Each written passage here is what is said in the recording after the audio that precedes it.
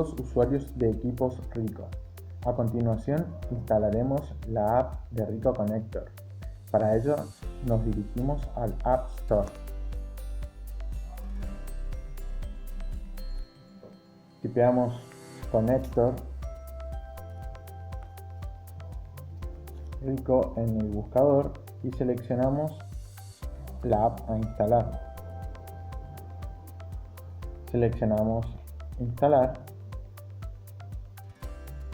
y esperamos que se realice la descarga.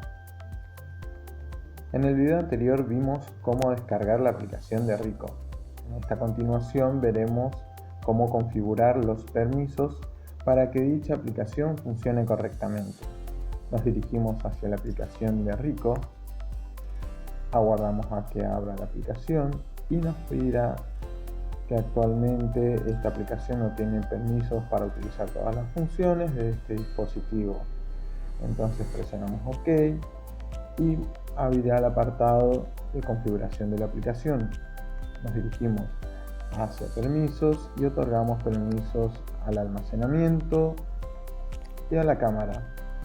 Contactos y ubicación no son necesarios. Nos dirigimos hacia atrás una vez más y presionamos cancelar. Una vez que hayamos terminado esto, nuestra aplicación estará lista para ser usada.